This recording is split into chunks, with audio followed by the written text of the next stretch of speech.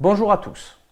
Je crois qu'il est essentiel à ce stade des JRE, des journées de retrait de l'école, mouvement initié par Farida Belgoul pour l'interdiction de la théorie du genre et de la dégénérescence, de la décadence LGBT à l'école, et notamment en commençant par la maternelle et l'école primaire, ce qui est une folie intellectuellement parlant. Donc il était intéressant et important et extrêmement urgent de parler dans un paradigme islamique, musulman, religieux, je m'entends, du silence complice, voire de la complicité active de certains leaders musulmans pour la théorie du genre, c'est-à-dire contre nous. Donc, vous vous doutez bien que je vais parler des deux Tariq les plus en vue de la République, Tariq Ramadan et Tariq Obrou, mais également d'autres personnalités, notamment un certain, on pourrait parler de Chalroumi ou David Boubaker, mais d'autres imams dont je vais parler tout de suite après. Donc, je crois qu'il est très important, vu la conférence de presse qui s'est passée mercredi dernier à Paris, dans laquelle on a observé une alliance historique, je dis bien historique parce que c'est le cas de le dire, entre Farida Belgoul, donc l'initiatrice de ce mouvement, mais qui va fédérer aussi bien des musulmans pratiquants, on va dire entre guillemets des vrais musulmans, parce qu'il n'y a pas de musulmans non pratiquants, mais ça c'est une autre affaire, mais des musulmans pratiquants et des catholiques pratiquants, donc des gens de Dieu, voilà. Et alors il y a beaucoup de gens, nous vivons dans une époque où tout est permis. Et je veux dire par là que tout le monde donne son avis religieux, tout le monde a lu ou a vu une émission pourrie à la télé et se croit avoir le droit de donner son avis sur les questions religieuses. Non, ça ne marche pas comme ça. Ça ne marche comme ça dans aucune religion. Dans les religions, que ce soit l'islam ou le judaïsme ou le catholicisme ou ce que vous voudrez, il y a des hommes de Dieu, des hommes d'église, des hommes de religion qui connaissent les textes par cœur, qui connaissent la jurisprudence par cœur et qui peuvent répondre à ces questions. Malheureusement aujourd'hui, je parle de la France, il n'y a pas d'imam. Vous savez que le mot imam, il porte la même racine que amam, c'est-à-dire devant. C'est la personne qui se porte au devant d'ailleurs, au devant de la prière, qui va présider la prière, qui va diriger la prière, et également la communauté dans son ensemble dans les questions du quotidien, les questions de mariage, les questions d'éducation, les questions de décès, les questions d'héritage, etc., les questions économiques, l'usure, pas l'usure, etc., etc. Donc, pour répondre à ces questions, il se base sur des écrits. Quels sont-ils? Les écrits divins, coraniques, les écrits prophétiques et bien sûr la jurisprudence qui a suivi, qui a accompagné le travail de plusieurs siècles de vie commune, de vie sociale, de centaines et de centaines de millions de musulmans à travers les siècles, comme je le disais à l'instant. Malheureusement, en France, il n'y a pas d'imam. Il n'y a pas d'imam. Il y a très peu d'imams à vrai dire.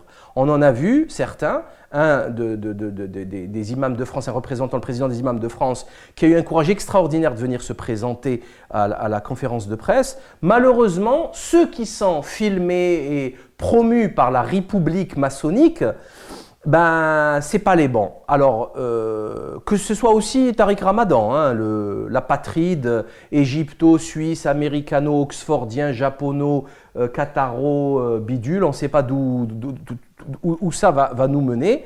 Mais je voulais vraiment revenir là-dessus pour vous expliquer 2-3 choses. Alors, d'abord, commençons l'honneur au plus connu, ou plutôt le déshonneur au plus connu, Tariq Ramadan. Tariq Ramadan, je suis allé sur son site internet, c'est pas compliqué. Nous avons un site internet très riche, magnifique, très beau. Par contre, depuis 1 mois et demi que la polémique sur le genre a commencé, dans laquelle on a vu des centaines de reportages, aussi bien presse écrite, télé, etc., sur la théorie du genre, avec de la propagande, du mensonge, de la diffamation. Tariq Ramadan, motus et bouche cousue. Ah, il a fait des déclarations sur la quenelle, double déclaration, 2 vidéos sur la quenelle. Il fait des réunions avec, il a fait une émission avec Michel Onfray, le très médiocre Michel Onfray. Il a fait donc une conférence au CIL, le Centre islamique de législation, je crois, et de l'éthique au Qatar, avec Cheikh Hamodza en première ligne. Et je vois qu'ils sont adeptes les deux de la chirurgie esthétique, mais c'est pas très grave. Ils ont un point commun au moins, on sait pourquoi il va là-bas. Donc il nous parle d'éthique avec Edgar Morin, je ne sais pas de quoi il parle. Par contre, la théorie du genre, les enfants à l'école, l'avenir de l'humanité, c'est-à-dire les nouvelles générations, ça ne l'intéresse pas. Vous savez qu'il y a un proverbe français et arabe qui disent exactement la même chose. Qui ne dit mot consent? En arabe, as-sukutu alamatur rida. As-sukutu alamatur rida. C'est-à-dire que le silence est le signe de la satisfaction et du consentement de ce qui arrive. Et on a vu tous une conférence qui m'a été envoyée par une amie d'ailleurs qui est de l'équipe de Farida Belgould, l'équipe, les assistants de Farida Belgould, donc des JRE, concernant donc une conférence de Tariq Ramadan et de sa fille. Vous allez voir l'incrustation à l'écran. Dans laquelle on voit Mariam Ramadan nous expliquer qu'elle est allée en Angleterre. Bon, elle fait le tour du monde dans le cadre de sa formation. Elle s'est présentée rapidement, elle a fait son CV. Elle nous explique qu'elle a fait le tour du monde donc, et qu'elle a fait continuer une formation en Angleterre concernant le genre, les études de genre. Ensuite, je suis retournée en Angleterre où j'ai fait mon master en études du genre. Et là, je me suis spécialisée sur les femmes africaines. Et c'est vrai que j'ai eu la chance de faire plusieurs voyages en Afrique. Donc, je pose la question, chers amis, chers auditeurs, à quoi vous jouez, hein? Si en plus, ils forment ces enfants, même si ces enfants sont majeurs, ils font ce qu'ils veulent, dans les études du genre, je crois que là, il faut le dire, hein? Il faut le dire clairement, il faut dire qu'il est pour, hein? Les études de genre de quoi? Bon. Deuxième, donc je mets de côté le cas Tariq Ramadan. On n'est pas là pour créer des polémiques, hein. Là, je crois que vous aurez tous compris que là, nous sommes dans la, comme le dit très bien Albert Ali, c'est la mer des batailles, hein. C'est la fin ici, hein. Vous savez qu'on est arrivé, vous savez, c'est comme dans le train quand il n'y a plus qu'une phase, il n'y a plus que la ligne, la station du terminus. C'est fini, il n'y a plus rien après, hein. Là, nous sommes à Babylone et ça s'accélère religieusement. Ça sent vraiment la fin des temps. Je le dis clairement, quitte à choquer ceux qui n'y croient pas, ceux qui ne comprennent pas, là n'est pas la question. Et ce n'est pas intéressant non plus de polémiquer là-dessus. Les faits sont là, il y a les croyants, les non-croyants. Je m'adresse actuellement aux croyants et je leur dis cela.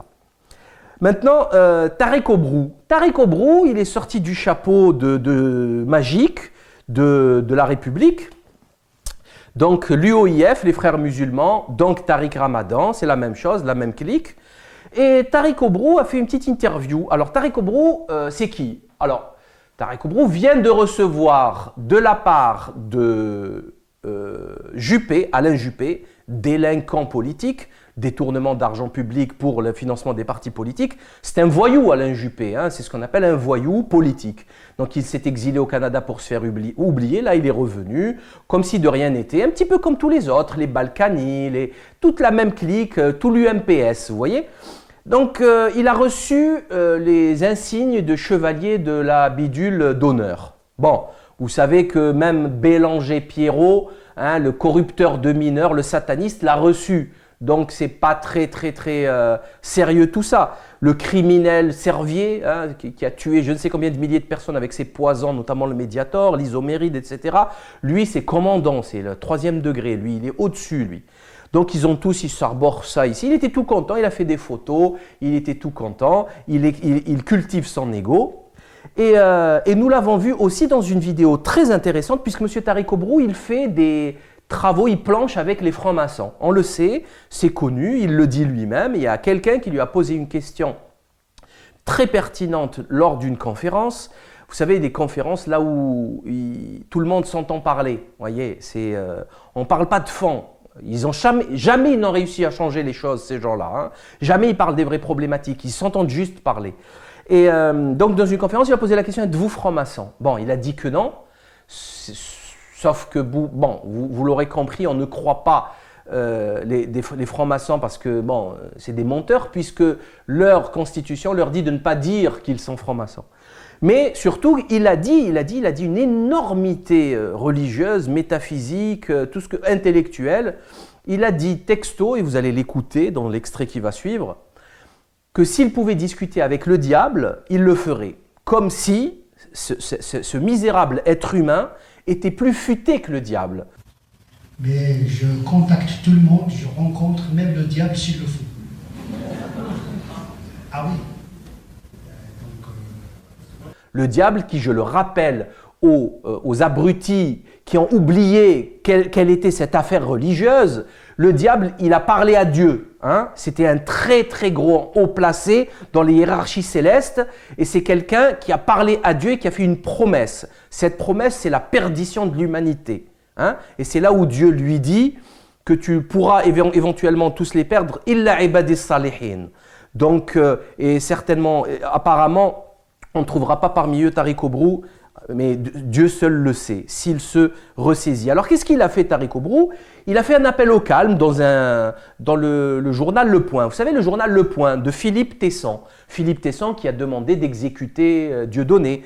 Le journal Le Point de BHL, etc. Alors il a fait un appel au calme. Je le cite, j'ouvre les guillemets. J'ai moi-même reçu le SMS qui a encouragé les parents à boycotter l'école, témoigne Tariq Obrou, grand imam de la mosquée de Bordeaux. Nous sommes entrés dans un cycle de l'émotionnel, de l'irrationnel, analyse-t-il. Le progrès n'est plus une valeur qui assure le bonheur, l'avenir n'est plus certain et la raison perd du terrain. C'est pourtant à la raison que cet imam en appelle, comme à la modération et la prudence, face à un repli sur des valeurs et des traditions pour partie fantasmées. Donc, nous fantasmons, nous sommes des fous. Hein, et lui détient le savoir ultime avec ses amis francs-maçons, les secrets, les grands arcanes de l'univers. Loin de figer les rôles des deux sexes, les textes coraniques, souligne-t-il, posent une égalité ontologique et axiologique entre l'homme et la femme. Vous savez, tout de suite, il vous embrouille avec des termes qui n'ont aucun sens. Et ontologique, axiologique, ça ne veut rien dire tout ça. Hein. Le texte coranique ne parle pas de ça. Hein. Reste, déplore-t-il, un manque de clarté du gouvernement dans son projet sociétal, doublé d'une incapacité à faire vivre un débat serein dans un pays profondément jacobin où tous décident blablabla. Bla. Il n'y a pas de rumeur dans les esprits sans qu'au départ il n'y ait confusion, estime M. Potvin. Bon, voilà ce que déclare M. Tariq Obrou. Nous fantasmons. Bon, là je répondrai tout de suite après concernant le fantasme en 5 minutes, hein, rapidement. Alors, M. Tariq Obrou, bon, ben, vous savez maintenant ce qu'il fait. Il traficote avec des francs-maçons, une secte satanique, une secte anti-religieuse qui est à la source de tous les crimes contre Dieu. L'avortement, le mariage homosexuel, la théorie du gender, absolument l'euthanasie qui arrive, on tue nos vieux, n'est-ce pas, le livre écrit par le patron de gérontologie à la Timone à Marseille, on tue nos vieux, donc l'euthanasie, l'avortement, ce sont des massacres de masse sur l'autel du fric et du pognon. Et c'est les francs-maçons qui ont initié tout ça. La pilule abortive, c'est qui la pilule abortive? C'est Neuwirth, je crois. C'est pas un franc-maçon peut-être. N'est-ce pas la pilule abortive qui est responsable de cancer en quantité chez les femmes et de baisse de fertilité. Bref, donc je pourrais citer donc avec ces deux zozos d'autres personnalités comme M. Khalil Meroun, qui aussi vient de recevoir la Légion d'honneur, comme par hasard. Apparemment, là, il la distribue à tour de bras par Manuel Valls. Manuel Valls, le franc-maçon islamophobe. Donc, et M. Khalil Meroun, on ne sait pas d'où il sort, lui, encore d'un chapeau magique. Ils sont en train de sortir des imams pour nous guider vers la perdition. Il a écrit un livre d'entretien avec Isabelle Lévy, l'hystérique Isabelle Lévy, préfacé par Manuel Valls. Donc, chers compatriotes et congénères d'Évry, de la ville d'Évry, votre imam, voilà ce qu'il fait. Donc quand vous allez vous mettre derrière lui pendant la prière, sachez que vous n'êtes pas en lien direct avec la Mecque. Je vous le dis clairement. La situation est grave. Maintenant, rentrons dans le vif du sujet rapidement, concernant la théorie du genre, puisque nous fantasmons, puisque Tariq Ramadan n'estime pas nécessaire répondre à cette polémique, Tariq Obrou dit que nous fantasmons, donc on va parler de 2-3 choses, de 2-3 rapports que j'ai là sous les yeux. D'abord, première des choses, on constate, et ce n'est pas moi qui le dis, on constate une faillite totale d'éducation nationale et plus exactement de l'instruction publique, c'est-à-dire savoir lire, écrire et compter. Lire, écrire et compter. C'est très simple pourtant. Donc, qu'est-ce qu'on fait? On remplit les cours par du sport et des cochonneries comme la théorie du genre. Ça, c'est pas moi qui le dis. C'est Jean-Paul Brigelli dans son livre « La fabrique du crétin ». C'est Sophie Coignard dans cet excellent bouquin « Le pacte immoral ». C'est la débâcle de l'école, un livre à plusieurs auteurs, co-auteurs. Et vos enfants ne sauront pas lire ni compter de Marc Lebris, plus un autre bouquin qui s'appelle « Journal d'une institutrice clandestine », etc., etc., dans lequel on explique parfaitement comment, à partir des années 60-70, des réformes structurelles sont rentrées à l'école, notamment une quantité hallucinante de techniques absurdes, comme par exemple l'autodictée, l'ORL, observation réfléchie de la langue, ou par exemple la méthode globale qui a remplacé la méthode syllabique, donc on reconnaît les mots et non, on ne lit pas les mots, on a ôté le calcul mental, tout ce qui est apprentissage, les cours magistraux, et de tout petit jusqu'à l'université, sauf quelques-unes. Et c'est pour ça qu'on arrive aujourd'hui à un résultat catastrophique dans lequel des médecins, des pharmaciens, des avocats font des fautes d'orthographe gravissimes. Donc c'est des bouquins extrêmement pointus, écrits, devinez par qui, que des instituteurs. Donc ça vient de l'intérieur. Hormis le pacte immoral de Sophie Coignard, qui a fait un travail exceptionnel. L'éducation nationale est entre les mains, de la rue de Grenelle, est entre les mains des francs-maçons depuis très longtemps. Donc on ne parle pas de ça, on ne parle pas de cette faillite catastrophique, puisqu'on a le peuple auquel on balance les écoles de la République pourries, dans lesquelles on s'habille à la mode, on vient pas travailler, on vient se montrer et faire l'imbécile. Et les écoles d'excellence, les lycées d'excellence, des quartiers chics, que ce soit dans toutes les grandes villes, ou dans lesquelles on va fabriquer des élites un peu plus sérieusement. Et donc de ça on ne parle pas, on va parler de la théorie du genre, donc il ne manquait plus que ça, c'est exactement comme le mariage pour tous, dans lequel donc, on se retrouve donc, au niveau national avec un sujet qui est, comme disent aujourd'hui les journalistes, qui est clivant, qui est vraiment destructeur, alors que la faillite est là, la crise est là, le chômage massif est là, personne n'en parle, on a parlé pendant 3 mois, pendant 6 mois et exclusivement que de cela. Donc c'est l'arbre qui cache la forêt, c'est l'écran de fumée qui va couvrir les échecs successifs de l'UMPS, de cette bande de politicards ignobles, incompétents, branquignoles, incapables de faire quoi que ce soit de leurs promesses. Je rappelle aux naïfs maghrébins qui ont voté Parti Socialiste il y a 1 an et demi, 2 ans maintenant, je rappelle les promesses de François Hollande. Donc on nous dit qu'on est des fantasmateurs, on fantasme, nous ne savons pas lire, n'est-ce pas monsieur Tariq Obrou? Il n'y a que vous qui êtes un savant, nous on ne sait pas lire, nous sommes des ignorants. Donc, rapport Téchenet, le rapport Téchenet est là. Dans ce rapport, j'ai discuté avec beaucoup d'amis qui étaient, on va dire, pour la théorie, qui ne trouvaient pas ça très grave, parce qu'ils ne connaissent pas les détails de cette affaire. On va les donner, les détails. Donc, le rapport Téchenet. Le rapport Téchenet, il a été écrit par ce monsieur Téchenet, Michel Téchenet, en juin 2013. Michel Téchenet est un homosexuel. Okay, il a créé l'organisation Homosexualité et Socialisme en 1984, député européen. Il était dans les bagages de Lionel Jospin, très proche de Lionel Jospin, assistant parlementaire, etc. Il fait partie de ce que l'on appelle le lobby gay. C'est lui qui a introduit donc la théorie du genre à l'école dans ce rapport. Ce rapport explique clairement et sans aucune ambiguïté la volonté gouvernementale de faire rentrer la théorie du genre à l'école. Alors il y en a qui me disent « Non, mais c'est pas ça, c'est l'égalité. » D'accord. Ben moi je vous dis non. C'est les groupements minoritaires, microscopiques LGBT, lesbiennes, gays, bisexuels, transsexuels, qui vont dans les écoles et qui apprennent à vos enfants qu'être transsexuel, c'est normal. Page 21 du rapport Téchenet. Le nombre des élèves de l'enseignement secondaire qui ont bénéficié d'une IMS de sensibilisation aux discriminations LGBT par les associations du mouvement LGBT l'année dernière, 2012, est estimé à environ 25 000, soit 2,6% des élèves. Alors pour une rumeur, 2,6% des élèves, 25 000 élèves, c'est gigantesque. Je vous laisse imaginer quand tout ceci sera acté et envoyé en quantité dans tous les collèges, les écoles primaires et lycées de la République. Donc, ceci est factuel. Ils l'écrivent dans leur texte. Donc, si vous lisez pas ces textes, c'est pas mon problème, c'est le vôtre.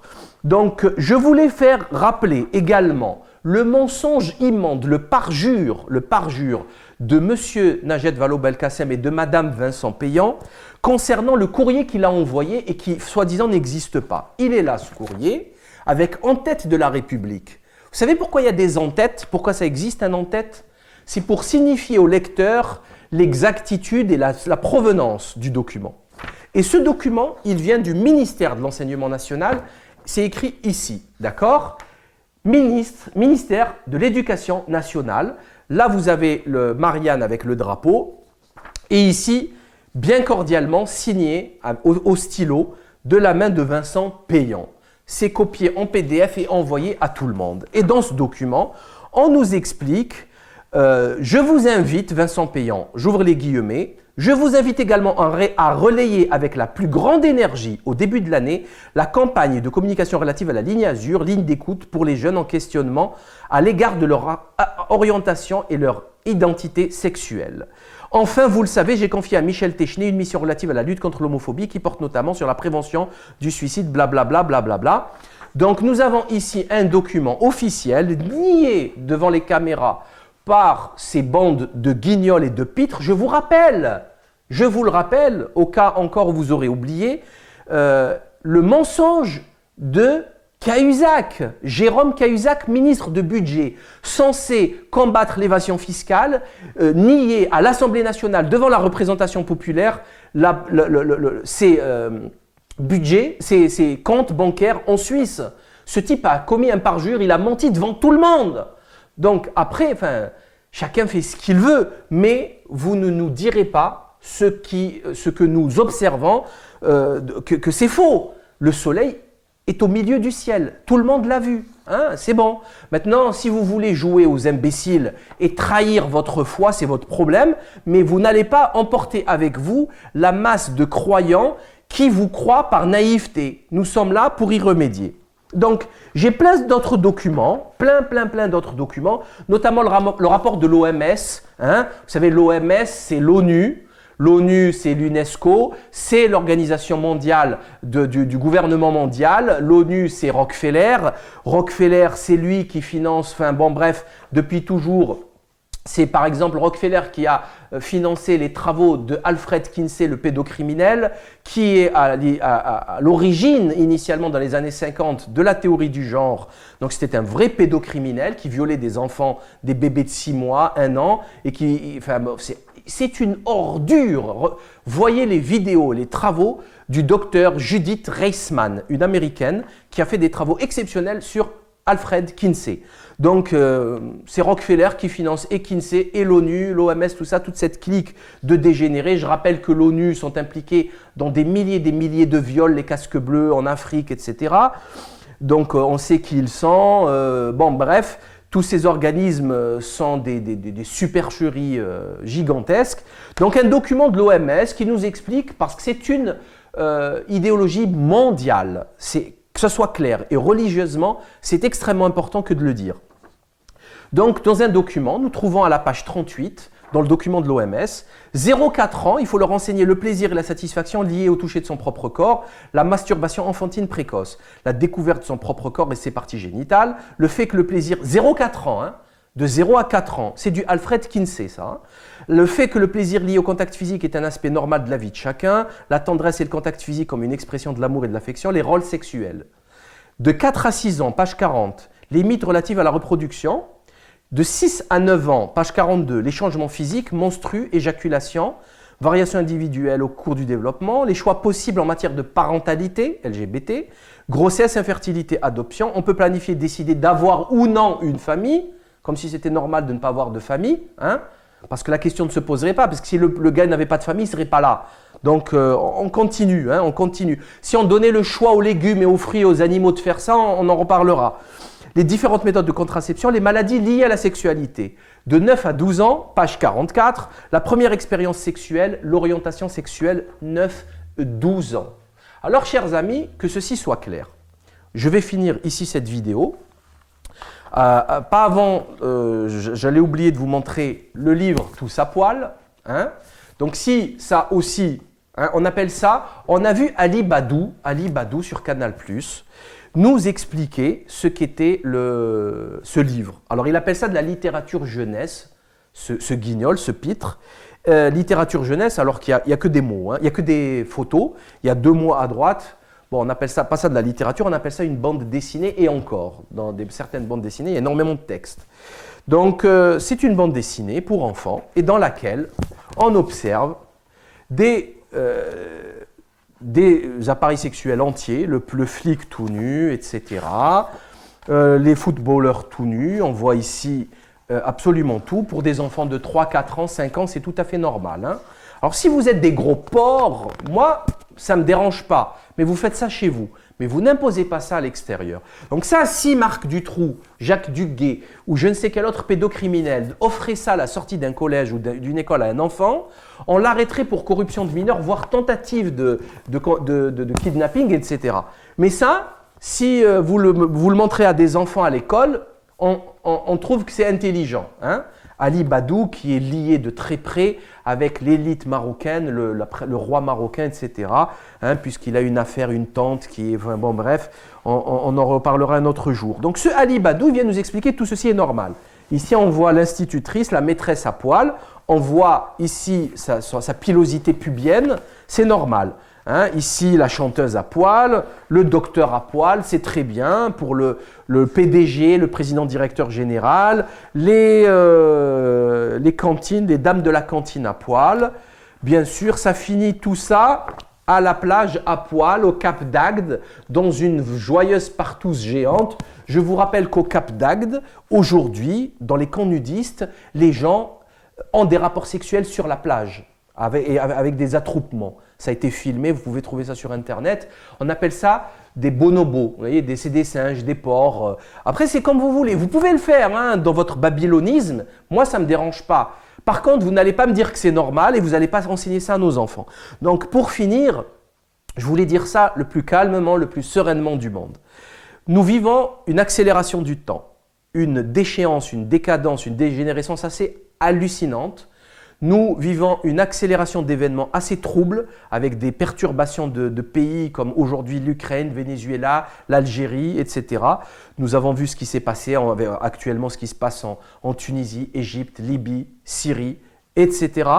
Il se passe des choses et peut-être que vous les ignorez. C'est votre droit, mais là on parle de nos enfants. On parle de nos enfants, on parle de l'innocence de nos enfants. L'innocence. Elle est où la place de ce mot aujourd'hui dans ce monde? L'innocence. Est-ce que sincèrement vous avez pensé au rapport sexuel avant l'âge, avant la puberté? Est-ce que ça vous a traversé l'esprit? Pas du tout. Moi personnellement, jamais. Je me suis amusé. J'ai vécu une enfance totalement déconnectée des besoins et des rapports adultes. J'ai vécu une enfance sereine, reposante. La vie adulte est assez longue et assez complexe pour être vécue et pour être laissée, pour l'attendre venir calmement et sereinement. Donc, tout ceci est clairement une attaque envers les familles, envers notre dignité. Alors réveillez-vous. J'en appelle aux musulmans à prendre leur disposition, à prendre leur courage à deux mains. Attaquez de front cette mascarade, cette supercherie. Retirez lors de la 3e journée de retrait de l'école vos enfants afin que le gouvernement recule. Ce gouvernement est un gouvernement de menteurs, de pédophiles. Je vous rappelle que Frédéric Mitterrand est un pédophile et il a été ministre de la Culture. Je vous rappelle que Daniel Cohn-Bendit est un pédophile, il a écrit dans son livre Le Grand Bazar. Je vous rappelle que tous les gouvernements ont défendu, Bernard-Henri Lévy en tête aussi, avec toute la classe politique et intellectuelle, Roman Polanski, qui a drogué, sodomisé une gamine de 13 ans il y a 30 ans et qui a fui l'Amérique pour ne pas aller en prison. Et ce type, on le reçoit comme un grand génie du cinéma, alors que c'est un vulgaire pédophile qui aurait dû qui aurait dû finir sa vie en prison. J'en oublie d'autres. Je rappelle aussi dans les pays environnants, Jimmy Savile, etc. Michel Pollack, qui l'a écrit aussi dans ses mémoires, le grand présentateur, le génial Michel Pollack, qui était un pédocriminel qui a couché avec un enfant dégénéré de 10 ans. Et ces gens-là, ils les écrivent tout ça. Daniel Cohn-Bendit l'a écrit dans Le Grand Bazar. Donc, ils ne s'en cachent même pas. Donc, pourquoi, je le dis aujourd'hui, ces gens-là seraient choqués par cette idéologie? Pas du tout. Pas du tout. Et je vous le dis clairement, il y a par exemple Roger Hollendre du Front National qui était un grand résistant, qui a accusé Jack Lang d'une partouze pédophile dans laquelle il y a eu meurtre d'enfants. Donc là, c'est quand même extrêmement grave. Où on va? Sans oublier, il y a d'autres affaires innombrables au Maroc, etc., dont on a parlé. Donc, où on va là? Qu'est-ce que vous voulez? Vous voulez qu'on viole vos enfants? Vous êtes complice de cela, c'est ça? Vous voulez aller où là, comme ça? Vous avez peur d'eux? Vous avez peur de cette mascarade, de ces voyous? Vous avez peur? Vous n'avez plus aucune limite. Vous n'avez pas de ligne rouge infranchissable. Donc il est temps de se réveiller. Vous n'avez plus, je vous le dis clairement, je m'adresse aux musulmans, vous n'avez plus de guide religieux. C'est quasiment tous des traîtres, ils sont tous tenus par la DCRI. Ils font des rapports, la plupart n'ont pas les papiers français, ils font des rapports hebdomadaires à leur agent traitant de la DCRI. Ça se passe comme ça dans les 65 lieux de prière marseillais et je ne vois pas pourquoi ce serait autrement dans les autres mosquées françaises. C'est comme ça que ça fonctionne en France. Donc c'est une ingérence totalement illégale, crapuleuse, des services de renseignement au lieu de s'occuper de la vraie criminalité, de la drogue, de la traite des blanches, des cambriolages en constante augmentation, de la corruption dans les équipes de police. On a vu l'affaire de la BAC Nord ou l'affaire du Carlton de Lille où on voit le patron de la police du Nord partouzer, encore une fois, faire des orgies décadentes avec Dominique Strauss-Kahn. Donc là, on est arrivé au bout de l'horreur. Alors, soit vous réagissez et on s'en sort, soit vous continuez et vous n'aurez à vous en prendre qu'à vous-même. Et là, je crois que religieusement, les enjeux sont extrêmement graves. Donc, j'espère que j'ai été clair. J'espère que ces personnalités retrouveront la raison, à moins de préférer les flashs et les paillettes à la religion. Je reviendrai sur une autre vidéo dans les textes religieux clairs qui condamnent toute propagande homosexuelle, propagande LGBT, le fait de s'habiller en femme, de s'habiller en homme pour une femme, l'homosexualité, Qawm Lot, l'histoire du peuple de Lot, etc. Donc cessez cette mascarade et j'en appelle aussi aux Maghrébins de boycotter le Parti Socialiste aux municipales qui viennent. Voilà, parce que à chaque fois que vous allez jeter votre bulletin dans l'urne pour le Parti Socialiste, attention, je n'appelle pas à voter pour l'UMP, ni pour le Front National, ni pour qui que ce soit. Moi, personnellement, j'appelle à l'abstention totale, qu'ils fassent leur saloperie tout seuls, mais qu'on ne s'implique pas dans leur mascarade. Donc, à chaque fois que vous allez jeter votre bulletin dans l'urne pour le Parti Socialiste, vous allez renforcer le lobby LGBT, le mariage gay, etc. Voilà. Merci pour votre attention, à très bientôt.